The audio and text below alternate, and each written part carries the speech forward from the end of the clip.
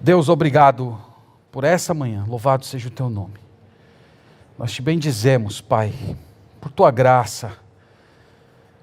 Nós não merecemos, Senhor, estar na tua presença, nós somos pecadores. Nós sabemos que o que merecíamos era a eterna exclusão da tua presença. Mas por tua infinita misericórdia, o Senhor aprove a nos salvar, tornando-nos participantes da morte e ressurreição de Jesus Cristo. E é por essa razão que nós estamos aqui hoje. E nós nos consagramos a Ti nesse momento, expressando, Senhor, o desejo sincero de ouvir a Tua voz, na intermediação do Espírito Santo, através da Tua palavra. Que seja Ele, Senhor, o pregador dessa manhã. Que seja Ele que supere as nossas deficiências e barreiras, para acolhermos o conselho de Deus com alegria, com reflexão e com compromisso de mudança. Nós pedimos isso tudo no nome de Jesus. Amém. Eu tenho a imagem, deu certo, pastor, aí a imagem? Eu queria começar a pregação dessa manhã com uma pintura. Acho que não dá para ver tão bem. Queria pedir a alguém que se pudesse desligar a luz aqui da frente, as luzes aqui da frente. Tem alguém aí que pode ajudar? Obrigado, irmã Dal. As daqui da frente, especialmente. Muito obrigado. Acho que agora melhorou um pouco mais. Quem vocês acham que é essa pessoa aí? Exatamente. No chão vocês podem ver as moedas. Lá no canto, na janela, vocês podem ver as 3 cruzes sendo levantadas. E mais perto aqui da janela, provavelmente os sacerdotes que estiveram por trás da conspiração da morte do Senhor Jesus. A parte mais assustadora, eu não sei se dá, pastor, para aproximar o rosto dele. A parte mais assustadora dessa imagem são as feições dele. Não sei se dá para aproximar, veja aí se dá. Dá para vocês verem mais ou menos? Dá para ver o olhar dele? Como é que está o olhar dele? É um olhar de raiva? É um olhar sereno? O que é que vocês acham? O que parece? Uma particularidade dessa imagem é que ele está olhando para você. Não sei se você percebe isso. Ele não está com o olho perdido, vago. Não é um olhar de tristeza. É um olhar de ódio.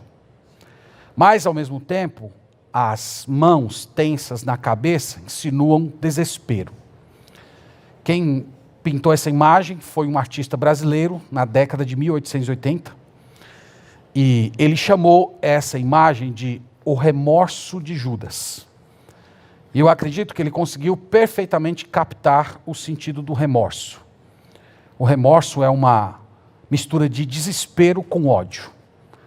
E nesta manhã, eu quero falar a respeito desse personagem. Quero falar a respeito de Judas Iscariotes, tá? Pode tirar a imagem e acender as luzes, obrigado. E vamos abrir a palavra do Senhor em Mateus capítulo 26. Nós vamos ler do verso 14, inicialmente, até o 25.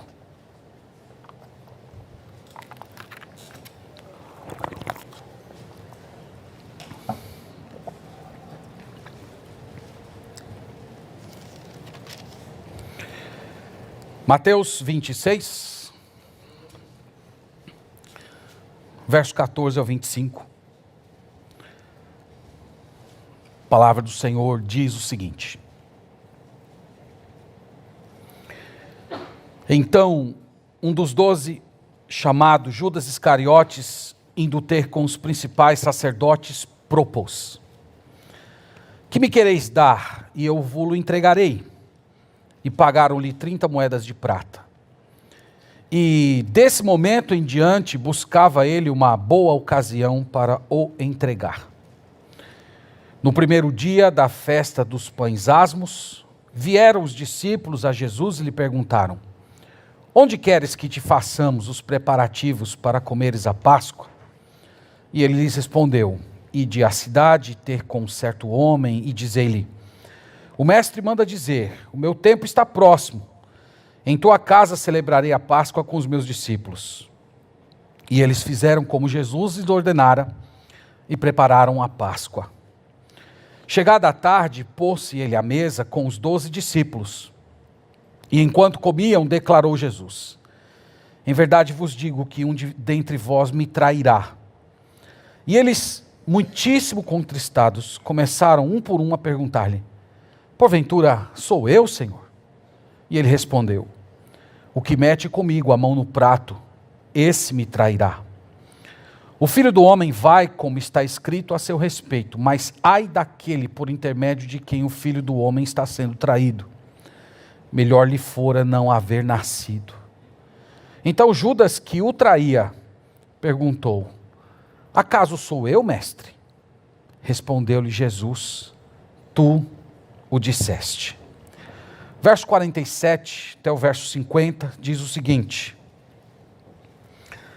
falava ele ainda, e eis que chegou Judas, um dos 12, e com ele grande turba com espadas e porretes, vindo da parte dos principais sacerdotes e dos anciãos do povo. Ora, o traidor lhes tinha dado este sinal: aquele a quem eu beijar é este, prendei-o. E logo, aproximando-se de Jesus, lhe disse: salve, mestre, e o beijou. Jesus, porém, lhe disse: amigo, para que vieste? Nisto, aproximando-se eles, deitaram as mãos em Jesus e o prenderam. Como eu disse, irmãos, hoje nós vamos falar a respeito de Judas Iscariotes, um homem que teve tantas oportunidades, tantos privilégios, poderíamos dizer privilégios incomparáveis este homem teve. Ele conheceu o Senhor Jesus, ele andou com o Senhor Jesus, ele ouviu as mais belas pregações e assistiu presencialmente demonstrações de milagres extraordinários. E esse homem simplesmente lançou fora todas as oportunidades da sua vida. Quando se deu conta, percebeu que não tinha mais retorno e caiu na tentação de pensar que o único caminho que lhe restava era tirar a própria vida. Então é dele que nós vamos falar hoje. O nosso objetivo, além de conhecer um pouco mais esse personagem, é pensar a respeito dos efeitos danosos que há em você ter contato com a verdade e ser estéril a ela. Em você periodicamente estar tendo acesso à verdade de Deus, ao conhecimento de Cristo, e ignorar esse conhecimento de Cristo. Nós vamos perceber o quanto isso é endurecedor e destrutivo. Então esse é o objetivo da nossa meditação esta manhã, se o Senhor assim nos permitir. Há 3 coisas que eu queria falar a respeito desse personagem. A primeira delas é que Judas perdeu a maior oportunidade da sua vida. Oportunidades, meus irmãos, elas vêm, mas elas também passam. Esse homem, como todos vocês sabem, ele foi chamado para ser apóstolo. Ele foi convidado por Jesus para ser um dos seus seguidores. E a escolha de Jesus para os seus apóstolos, ou em favor dos seus apóstolos, não foi uma escolha precipitada ou de improviso. Você pode perceber um pouco do que esteve envolto na escolha de Jesus dos seus próprios apóstolos, lendo Lucas capítulo 6. Ande aí um pouquinho comigo. Em Lucas capítulo 6, e você pode perceber o processo sério, espiritual, que esteve envolvido na escolha dos apóstolos. Então, Lucas capítulo 6, verso 12 e 13, nós lemos assim: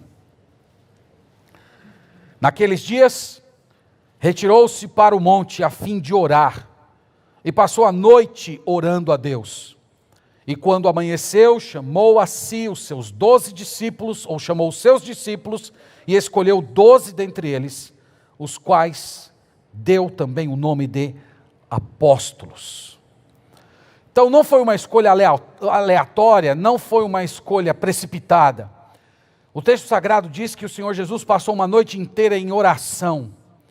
A oração de Jesus demonstra o seu apego ao Pai, a necessidade de direcionamento celestial. E esses homens, eles tinham uma caminhada importante, eles seriam colunas da igreja, eles seriam veículos de revelação, eles seriam pregadores, eles dariam continuidade ao ministério de Jesus quando ele partisse desse mundo. E Judas teve o privilégio de ser escolhido para compor esse grupo seleto. E a despeito, meus irmãos, de todos os privilégios recebidos, ele simplesmente desprezou a Deus e jogou fora a sua grande oportunidade. Olhando um pouco mais de perto a história desse homem, nós percebemos que ele tinha qualidades excelentes. O nome Judas significa louvor. E esse nome era um nome celebrado no primeiro século. Ele trazia a memória de um grande herói nacional responsável por libertar os judeus do domínio dos gregos, um homem chamado Judas Macabeu. Um herói para todos os judeus, um homem importantíssimo. Colocar o nome de um filho de Judas significava rememorar a história do povo de Israel e como Deus havia usado a vida de um homem, um pequeno exército, para lutar contra o grande império grego. Esse nome era tão importante que Maria, mãe do Senhor Jesus, colocou esse nome em um dos irmãos do Senhor Jesus, Judas, que inclusive escreveu uma das epístolas. E esse homem negou simplesmente o seu nome. Ele simplesmente mergulhou o heroísmo que estava envolto em torno desse nome e colocou em completa vergonha. Ele jogou fora a oportunidade de glorificar a Deus. Ele deveria seguir o caminho de uma vida de louvor, mas ele acabou se tornando uma desonra para ele e para aquele nome. Outra coisa que chama a atenção a respeito desse personagem é que no Novo Testamento ele assume ares de líder. Ele foi o único escolhido por Jesus para compor um cargo de liderança no meio apostólico. Ele era o tesoureiro do grupo. Muito provavelmente o mais estudado de entre os 12. Ele não era galileu, ele não tinha formação de galileu. Lembra que Galileu no Novo Testamento era uma terminologia que envolta em um certo preconceito, que rememorava a ideia de homens mal educados, rudes. Judas não era uma dessas pessoas. Ele era provavelmente um líder, um homem com um certo carisma, com inteligência. Mas a despeito, irmãos, de todos esses privilégios, até privilégios naturais, ele simplesmente jogou tudo isso no lixo, quando resolveu se tornar um ladrão, quando resolveu roubar da própria bolsa dos donativos que eram dados para o sustento do ministério do Senhor Jesus. Você pode ver isso em João capítulo 12. Vá comigo até lá, por favor. João capítulo 12.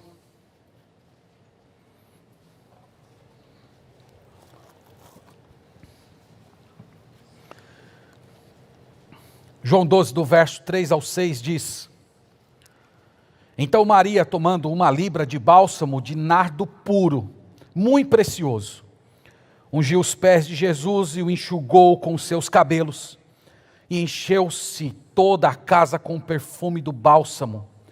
Mas Judas Iscariotes, um dos seus discípulos, o que estava para traí-lo, disse: Por que não se vendeu este perfume por 300 denários e não se deu aos pobres? Isto disse ele, não porque tivesse cuidado dos pobres, mas porque era ladrão, e tendo a bolsa, tirava o que nela se lançava. É muito significante que esse acontecimento estava ocorrendo antes do diabo entrar nele. Ele já era um péssimo caráter, ele já era um ladrão, ele já estava utilizando os donativos para o seu próprio enriquecimento. Um outro fato que chama a atenção a respeito dele é que, nas entrelinhas do Novo Testamento, passa-se a ideia de que ele era um homem respeitado pelos demais apóstolos.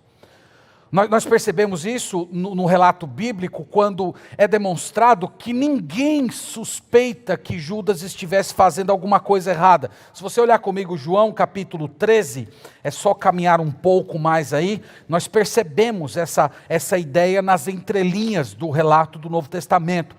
João 13, verso 25, nós lemos assim: Então aquele discípulo, reclinando-se sobre o peito de Jesus, perguntou-lhe: Senhor, quem é? Aqui é o apóstolo João se reclinando sobre o peito de Jesus e perguntando quem era o traidor. Em versículo 26, respondeu Jesus: é aquele a quem eu der o pedaço de pão molhado.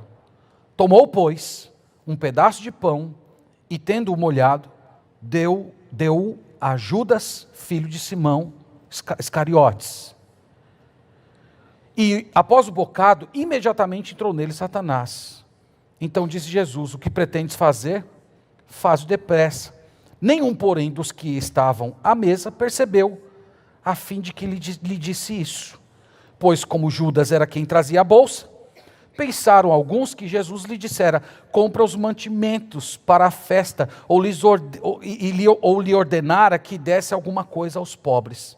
Ele, tendo recebido o bocado, saiu logo, e era a noite. Então, na entrelinha do relato, fica muito claro, irmãos, que não havia qualquer suspeita que pairasse sobre ele. Então Jesus disse: o traidor é a quem eu quero der o pão molhado. E na mesma hora Jesus pega o pão, molha e entrega a Judas. Uma mente um pouco mais maliciosa, qual seria o resultado desse gesto? Jesus já deu a senha, Jesus já mostrou quem é.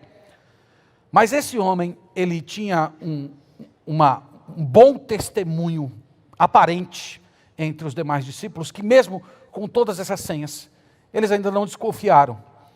Eles acabaram dando o benefício de que ele estava fazendo o melhor, que na verdade ele estava promovendo o encontro que seria da última ceia. Então esse homem, ele era respeitado pelos seus pares. Não pairava sobre ele qualquer tipo de suspeita. Os irmãos lembram que ele viveu com o Senhor Jesus. Ele esteve na intimidade do nosso Salvador. Todas as belas pregações que estão registradas no Novo Testamento, ele ouviu. E tantas outras que Jesus proferiu e que não foram registradas, ele também as escutou. Ele ouviu Jesus dizendo: eu sou o caminho, a verdade e a vida.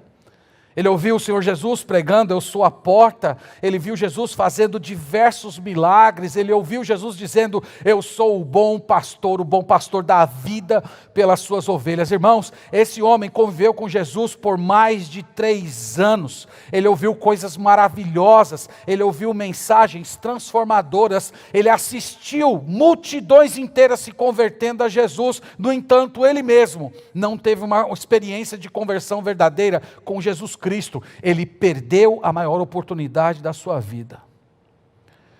Outra coisa que chama a atenção a respeito dele é que ele foi um pregador do Evangelho. Ele pregou o Evangelho a muitas pessoas. Em Lucas 10, você pode ver isso, vá comigo até lá, por favor. Lucas 10, versículo 17. Aqui nós temos um relato muito intrigante a respeito desse assunto. Lucas 10, 17, nós lemos o seguinte: então regressaram os 70, possuídos de alegria, dizendo: Senhor, os próprios demônios se nos submetem pelo teu nome. Mas ele lhes dizia: eu via Satanás caindo do céu como um relâmpago.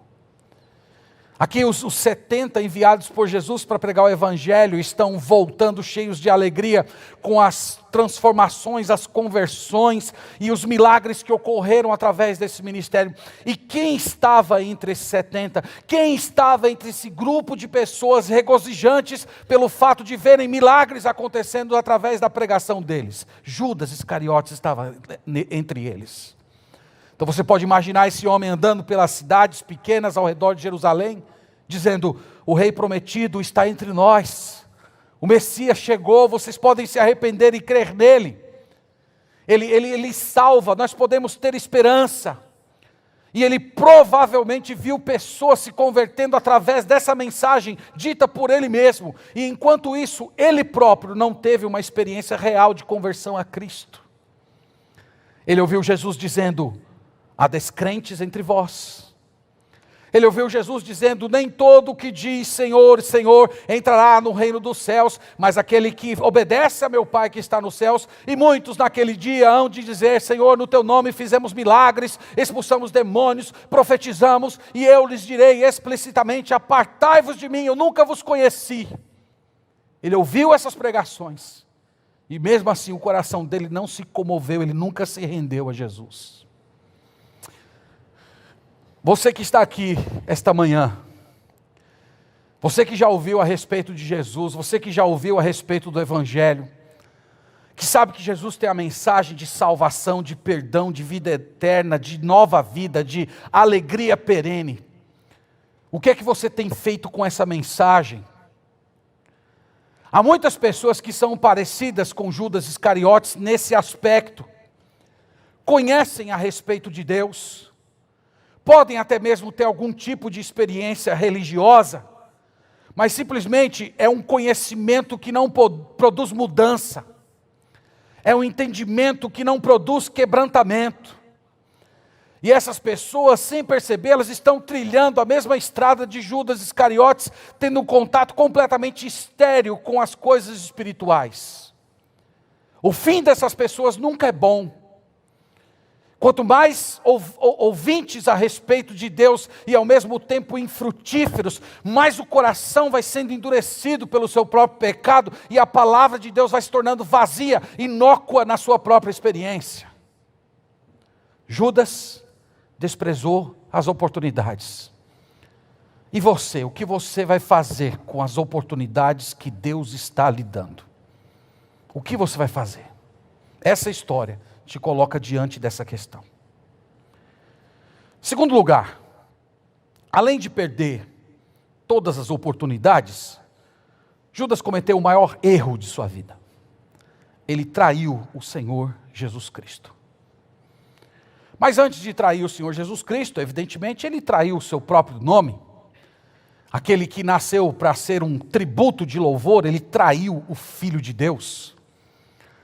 E o nome Judas foi mergulhado em um estado de vergonha tão grande que hoje ninguém tem coragem de colocar o nome do seu filho de Judas. Aliás, Judas se tornou um adjetivo.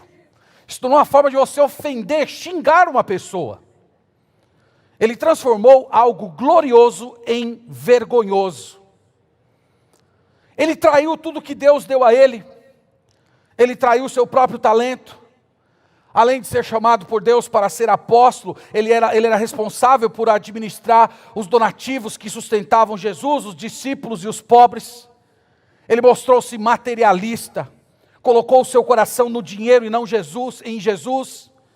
Ele se demonstrou um homem completamente avarento, ele vendeu o Senhor Jesus, e nem vendeu, meus irmãos, por muito dinheiro. Ele vendeu por o preço de um escravo. Mas lembre-se que a avareza não se trata de quantidade. Há pessoas que morrem a 1 metro de profundidade, outros morrem a 1000 metros. Ora, não importa a profundidade se todos estão morrendo. Algumas pessoas são como Judas, vendem a sua alma por nada, deixam de entrar no reino dos céus por causa do amor ao dinheiro. E é por essa razão, meus irmãos, que o Senhor Jesus disse no Novo Testamento que o dinheiro é um ídolo. O dinheiro é um Deus. Jesus retratou o dinheiro como sendo Mamon. Mamon era o Deus de Judas. Ele roubava a bolsa, provavelmente começando com valores pequenos. Mas aquele roubo constante e ao mesmo tempo aquele contato inócuo com a verdade de Deus foi endurecendo seu coração. Foi criando uma crosta na sua alma, pavimentando o seu coração para o maior de todos os pecados que ele cometeria na sua história.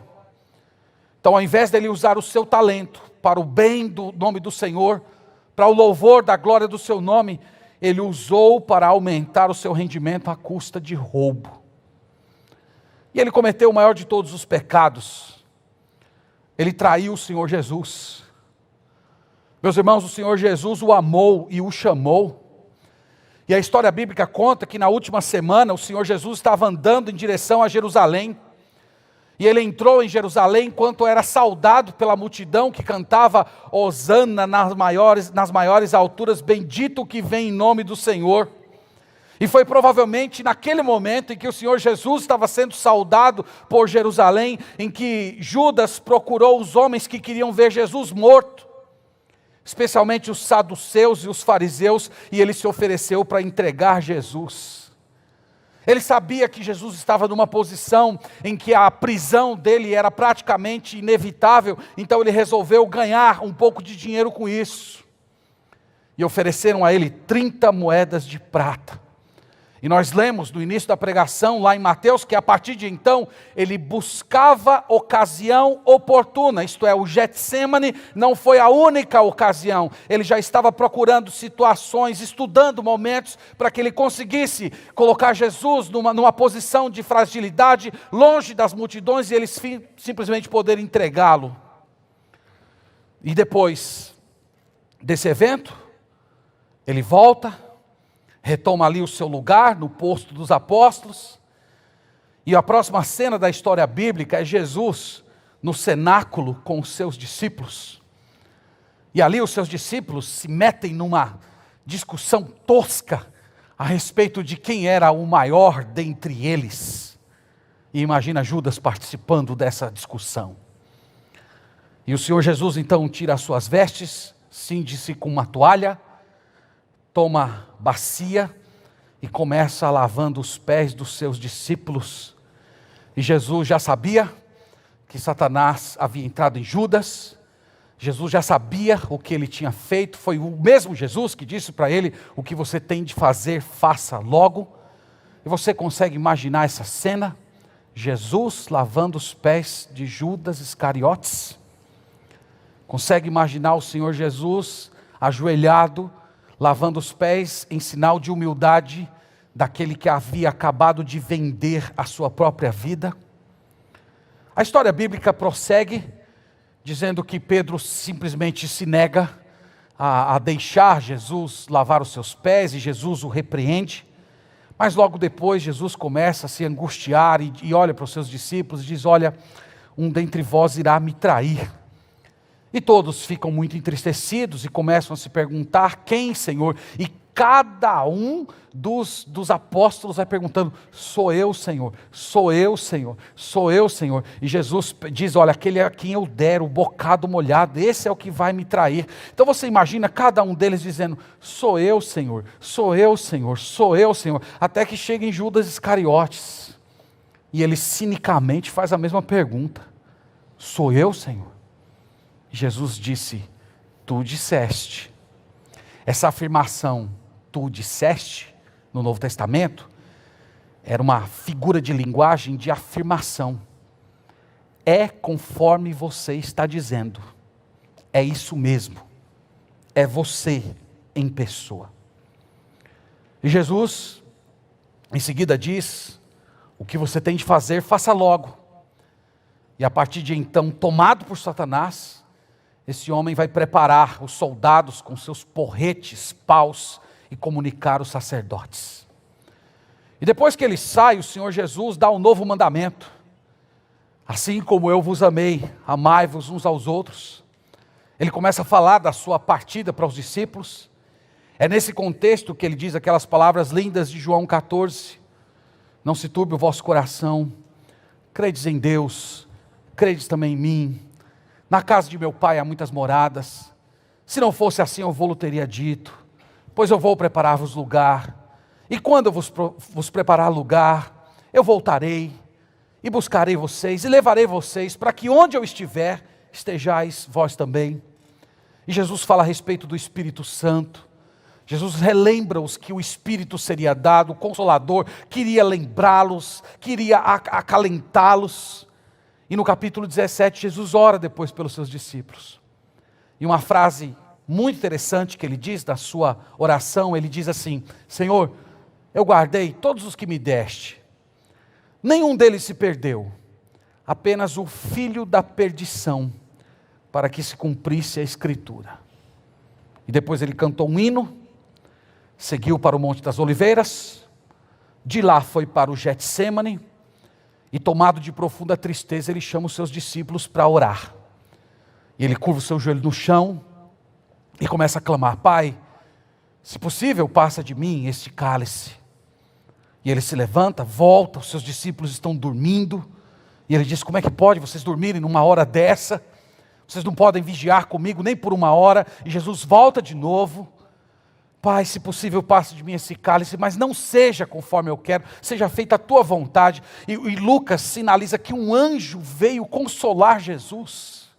O Pai enviou um anjo para acalentar o coração do nosso Salvador diante da imensa dor que ele estava prestes a sofrer.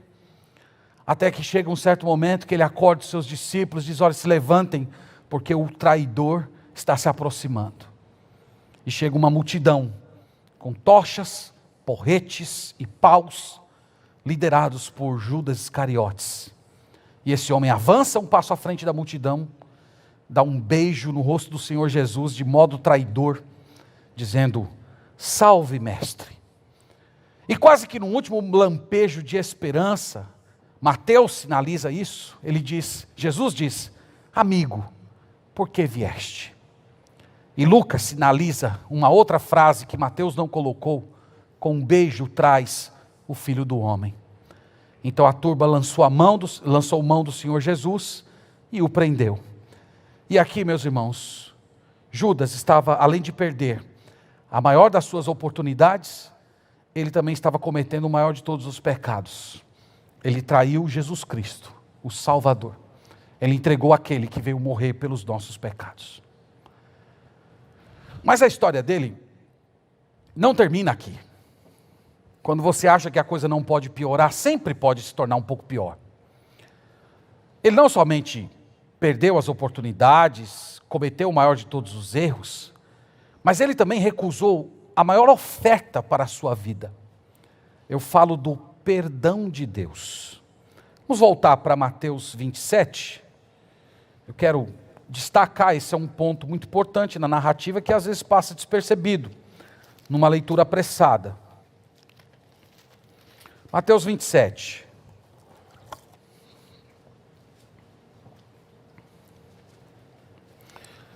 Verso 3 ao verso 5. A palavra do Senhor diz assim: então Judas, o que o traiu, vendo que Jesus fora condenado, tocado de remorso, devolveu as 30 moedas de prata aos principais sacerdotes e aos anciãos, dizendo: pequei, traindo sangue inocente. Eles, porém, responderam: que nos importa? Isso é contigo. Então Judas, atirando para o santuário as moedas de prata, retirou-se e foi enforcar-se. Irmãos, ao longo dos séculos, diversos teólogos, pensadores tentaram criar hipóteses para justificar, explicar o que Judas fez.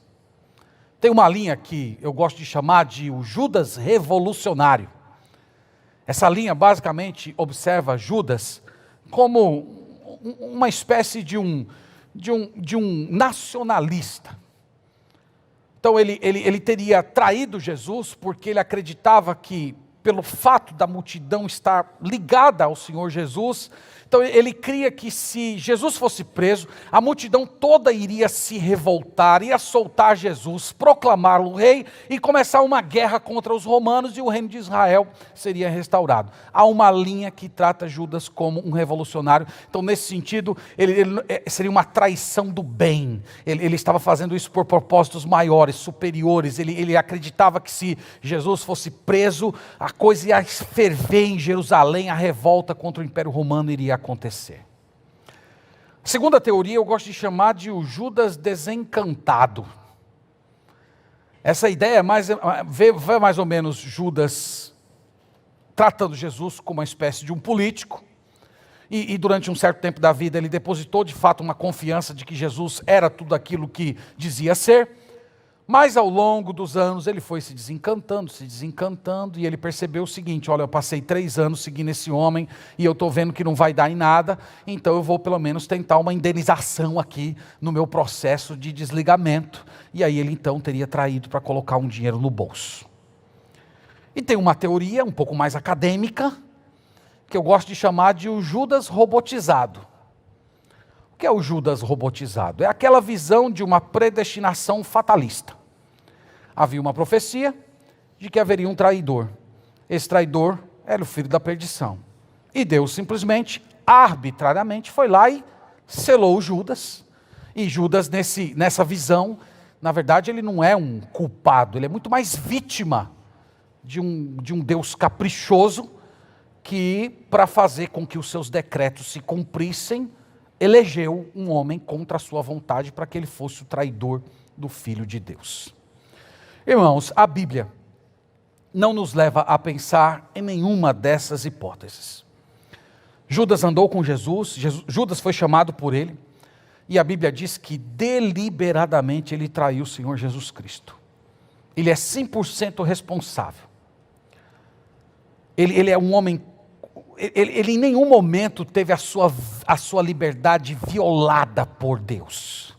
Ele já era ladrão, muito antes de Satanás ter entrado nele. Ele não foi programado para trair. Ele é responsável diante de Deus, ele tinha um caráter de ladrão e ele simplesmente sofreu pelas consequências do seu pecado. Esse homem, quando vê Jesus preso e condenado, ele simplesmente é tomado de remorso. E naquele momento ele percebeu uma coisa que muitas pessoas não percebem ao longo da vida, ou quando percebem, é tarde demais. Que sem Deus o dinheiro não tem sentido. Que sem Deus o dinheiro não produz nenhum tipo de alegria.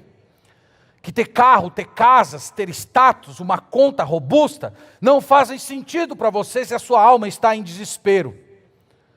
E ele passou provavelmente a noite em claro, a culpa esmagando o seu coração, e pela manhã ele vai ao templo, procura aqueles homens que o pagaram a ele, e diz: olha, eu traí sangue inocente, eu não quero mais nenhum tipo de contato com esse dinheiro.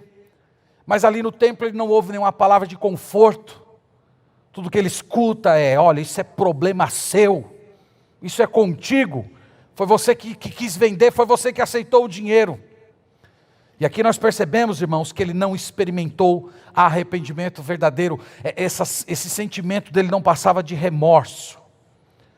O arrependimento é uma ação de Deus, enquanto o remorso é uma acusação do diabo. O arrependimento na Sagrada Escritura normalmente envolve 3 passos. O primeiro, a convicção de pecado. O segundo, uma santa tristeza. E terceiro, uma mudança de atitude que se refugia em Jesus. Nós poderíamos dizer que, em certo sentido, Judas experimentou 2 desses 3 passos. Primeiro, ele teve convicção de que pecou. Ele chegou diante do sacerdote e disse: eu traí sangue inocente, e ele até devolveu o dinheiro.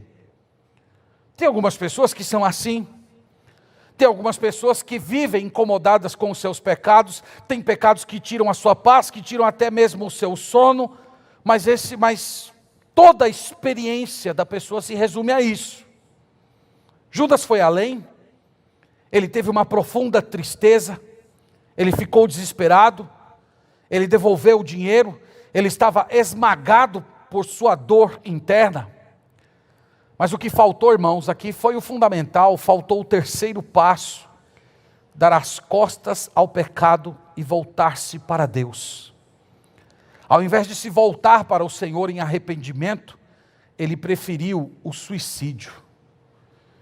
Judas confessa a sua consciência pesada, mas ele não confessa a quem deveria confessar. Ele não expõe a sua transgressão diante daquele que poderia perdoá-lo. Ele vai ao sumo sacerdote, ele vai ao homem, ao invés de ir a Deus. E vocês sabem que, via de regra, os homens são implacáveis. Ele fez certo quando devolveu o dinheiro, só que em vez de procurar a Cristo, ele correu de Cristo, ele fugiu de Cristo. E ele procurou o suicídio. Ele não procurou o arrependimento genuíno e o perdão em Jesus. Irmãos, o suicídio tem sido uma arma poderosa do inimigo na nossa geração.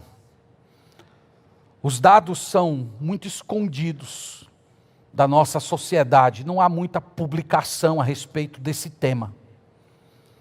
Em cada 10 suicídios que acontecem, apenas um deles é relatado.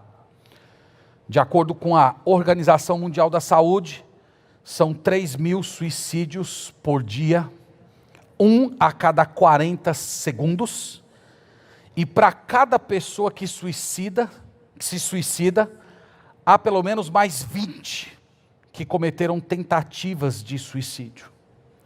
Cerca de 800 mil casos por ano. Em termos mundiais, há mais suicídios do que assassinatos. Há mais pessoas tirando a sua própria vida do que tendo a sua vida tirada pela violência. Um dos países campeões de suicídio é o Japão.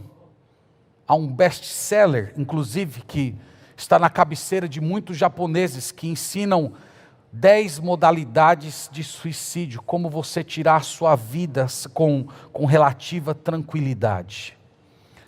E na base do suicídio está a angústia, a culpa, o desespero, o vazio da alma, problemas não resolvidos, questões financeiras, questões relacionais, mas especialmente a ausência de Deus e incredulidade. E no caso de Judas, irmãos, nós percebemos o modo sutil pelo qual Satanás conduziu ele em todo esse processo. Em um primeiro momento, provavelmente dando a ele uma sensação de que ele estava se dando bem. Talvez semeando na sua mente ideias como a seguinte: olha, Jesus vai ser preso. Jesus já disse isso, que ele ia ser entregue nas mãos dos sacerdotes. Então, se ele já disse que isso ia acontecer, por que você não ganha uma grana com isso?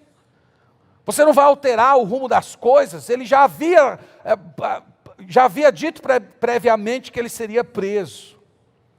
Então ele dá sempre aquela aparência que você pode ficar bem, que você pode tirar algum lucro, e depois ele rouba a sua paz, a sua alegria, atormenta e esmaga a sua consciência com a culpa. E quando você chega no fundo do poço, ele simplesmente olha para você e diz que não tem mais jeito, que não tem mais perdão, que não tem mais restauração, e que a única coisa digna que resta a você é simplesmente ir e tirar a sua própria vida. E tudo isso, irmãos, não passa de uma trama diabólica. A Bíblia diz que no caso de Judas foi Satanás que entrou nele. E esse homem, que viu tanta gente destruída, indo até o Senhor Jesus e encontrando perdão e restauração, não teve disposição para fazer o mesmo. Ele preferiu a morte àquele que poderia dar-lhe a vida. E por isso, irmãos, ele perdeu a mais importante oportunidade da sua história. Queria ler 2 versículos para fechar esse ponto. Primeiro é em João 17, vamos até lá, por favor. João 17, eu mencionei esse versículo de relance.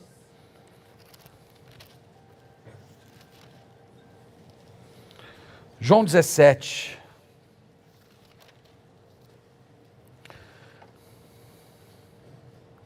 Versículo 12.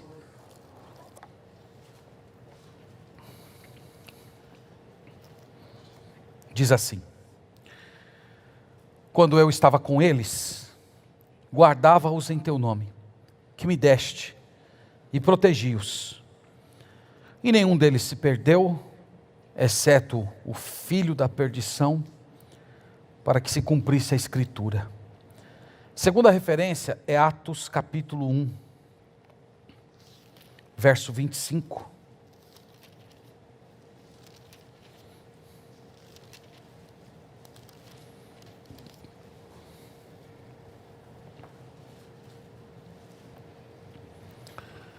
Atos 1, verso 25. Diz assim: para preencher a vaga neste ministério e apostolado, do qual Judas se transviou, indo para o seu próprio lugar. Então a Bíblia diz que ele era filho da perdição e que ele foi para o seu próprio lugar. Isto é, ele foi para o inferno.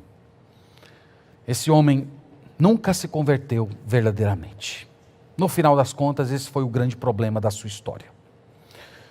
Irmãos, para a gente encerrar, eu quero trazer 3 pontos para a nossa reflexão a partir dessa singela biografia.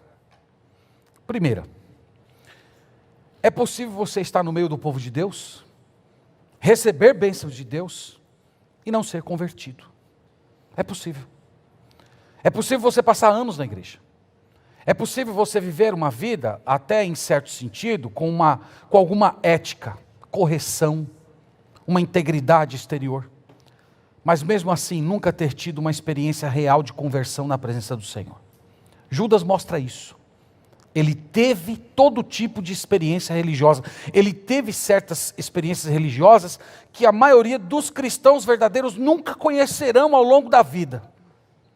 Ele experimentou tudo isso, mas ele nunca se converteu. E eu queria dizer, isso pode acontecer com você. Isso pode ocorrer na sua história. A questão fundamental é se você nasceu de novo. A questão fundamental é se há o testemunho do Espírito Santo no seu coração. A questão que vai prevalecer na eternidade é se você está dando frutos, se há marcas de regeneração na sua vida, se você de fato está em Cristo, e isso pode ser visto através da sua conduta, dos seus pensamentos, do seu anseio. O ponto, irmãos, que fica para nós dessa história, é que nós podemos também trair Jesus. Nós podemos trair Jesus com as nossas preferências. Nós podemos trair Jesus ao deixá-lo em segundo lugar. Nós podemos trair Jesus ao desprezá-lo, abraçando os nossos próprios pecados. Então essa história mostra isso. Não se contente com uma aparência, com uma casca de cristianismo. Você precisa ter fé em Deus, você precisa ter verdadeiro arrependimento, você precisa ter comunhão com o Senhor Jesus Cristo verdadeira. Porque se você não tiver nenhuma dessas coisas, você pode passar a vida inteira tendo a aparência, mas sem o conteúdo de Jesus Cristo na sua vida. Pense nisso. Há muitas pessoas, irmãos, que estão na igreja e que elas periodicamente estão tendo contato com as coisas de Deus, mas é um contato infrutífero. Ouvindo a palavra, ouvindo os apelos do Evangelho, muitas vezes se sentindo incomodadas com coisas que precisam fazer, que precisam mudar. Mas aquele incômodo acaba ali, terminou o culto, simplesmente volta para o mesmo tipo de vida, as mesmas condutas, os mesmos pecados, sem arrependimento. Essas pessoas, sem perceber, elas estão andando pelo caminho de Judas. Elas vão se tornando mais endurecidas. Irmãos, essa é uma das coisas terríveis do contato infrutífero com a verdade de Deus. É que quanto mais você vai tendo contato com a verdade, quanto mais você vai ouvindo a palavra, participando das canções, das orações, e você não muda de vida, você está resistindo o operar de Deus na sua vida, mais o seu coração vai tornando-se embrutecido. E chega um certo momento em que simplesmente não há mais nenhuma ação divina em você. Há apenas hipocrisia. E essas pessoas passam anos e anos dentro da igreja e nunca se converteram verdadeiramente. Mas sentem ali uma espécie de uma segurança, porque estão se abstendo de alguns pecados que podem mostrar uma certa benevolência em algumas atitudes da vida, mas nunca se converteram verdadeiramente. A história de Judas mostra que isso pode acontecer. E eu oro a Deus, irmãos, para que essa realidade não ocorra na nossa igreja. Quanto mais você ouve a verdade de Deus, mais responsável você se torna. Muitos de vocês vieram para essa igreja e disseram, quando conversaram comigo, que vieram para essa igreja porque valorizavam a pregação da palavra do Senhor. E isso é uma atitude correta, bíblica, íntegra. Mas saiba disso. Quanto mais você ouve a verdade, mais responsável você é diante de Deus. Então não trilhe o caminho de Judas. Permita que a verdade de Deus quebrante o seu coração. Se você não é convertido ainda, que traga transformação, que você se renda, você se curve, você se dobre diante de Deus, dizendo: Senhor, eu não quero esse tipo de vida para mim. Eu não quero ser um cristão de aparência. Eu quero um relacionamento verdadeiro, transformador, espiritual contigo.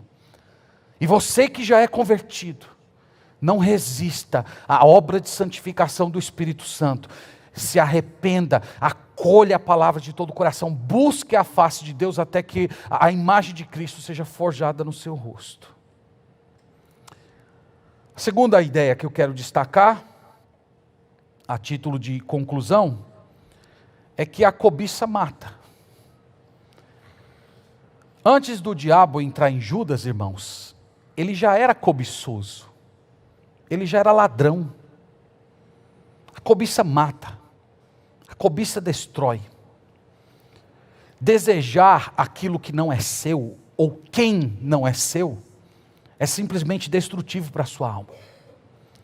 Esse processo de ficar fantasiando, de ficar desejando, de ficar ali criando certas imagens de uma suposta vida que você gostaria de ter, de uma certa condição que você gostaria de experimentar, ou de um certo prazer ilícito que você gostaria de participar. A simples fantasia é destrutiva. Ela vai matando o seu desejo de conhecer a Deus. Ela vai criando em você um tipo de um coração insatisfeito. Como se a presença do Senhor não bastasse. Deus não é mais suficiente. A sua realização está no seu próprio universo de fantasia. Isso produz, isso destrona Deus da sua vida. Ele não é mais o Senhor da sua história e nem aquele que satisfaz e que aquece o seu coração. Então tome cuidado com a cobiça. O que nós vimos aqui nessa história foi a cobiça em ação. Mas isso aqui não aconteceu do dia para a noite. Isso aqui foram anos de fantasias. Isso aqui foram anos de pensamentos, de cogitações. Então, em frente à cobiça, esmague a cobiça com contentamento e com anseio por Deus. Quanto mais o anseio, o apetite por Deus crescer no seu coração, mais a cobiça será mortificada. Em terceiro lugar, a única solução para evitar o desespero e o remorso é o arrependimento. É a confissão a Deus. É a santa tristeza, é o abandono do pecado. Essa é a única solução. Irmãos, depois que o pecado entrou no mundo, nós temos uma estrutura interior que imita aquela que nós vimos no Éden. No Éden, o nosso pai pecou contra o Senhor e a sua atitude primária foi fugir da presença daquele onde ele deveria se refugiar. E essa estrutura, ela passou para nós. Ela está no nosso coração hoje. Ela é ativa. Ela é quase que uma reação natural. E nós precisamos mortificar essa inclinação.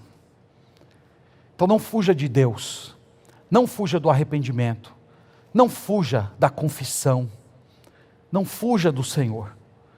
Não deixe o pecado não confessado destruir você, produzir amargura, desespero, tristeza, vazio interior, infantilidade espiritual. Não deixe. Você tem que ir até Jesus. Você tem que ir até Jesus para ser curado.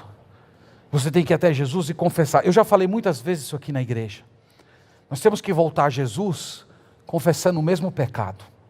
Senhor, eu estou retornando aqui com o mesmo pecado da semana passada. O pecado do qual eu me arrependi, pedi perdão e disse ao Senhor que eu nunca mais ia cometer. Mas eu estou voltando aqui, Senhor, para confessar esse mesmo pecado.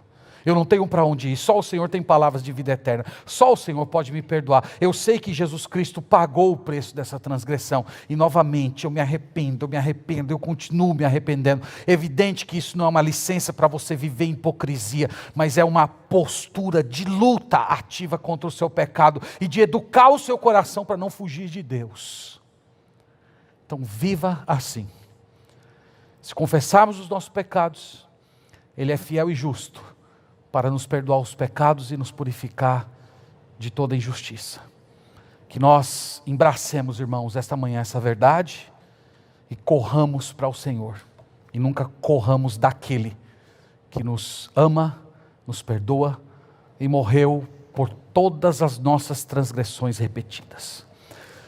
Que Deus nos abençoe, que a palavra do Senhor habite ricamente o nosso coração. Amém. Vamos orar nesse momento.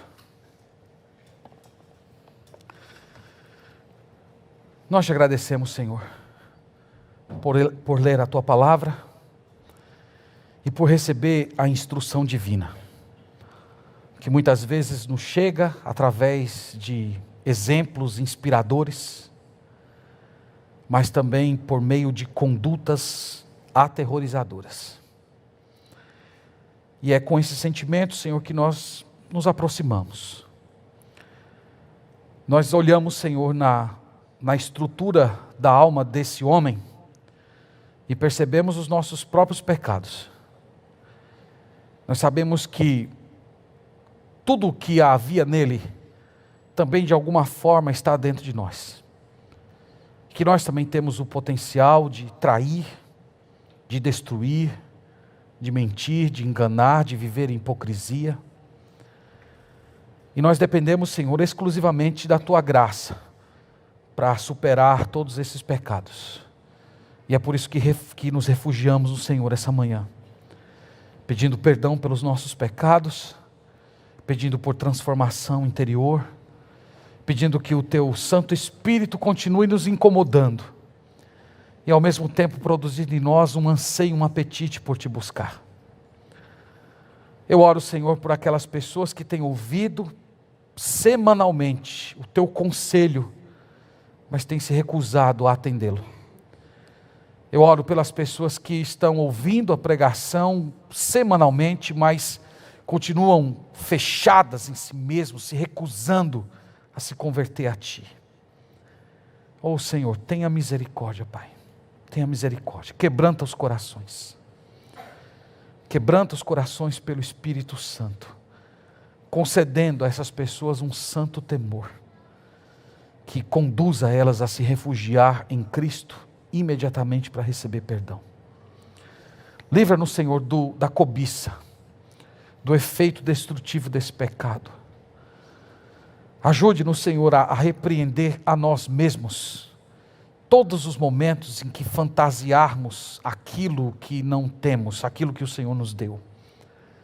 Nos ajude, Senhor, a ter uma vida de contentamento, de alegria no Senhor, tendo a Tua pessoa como o primeiro lugar na nossa história e nos refugiando sempre o Senhor para termos o Senhor acalmando o nosso coração tão turbulento. Nós pedimos essas coisas todas no nome do Senhor Jesus. Amém.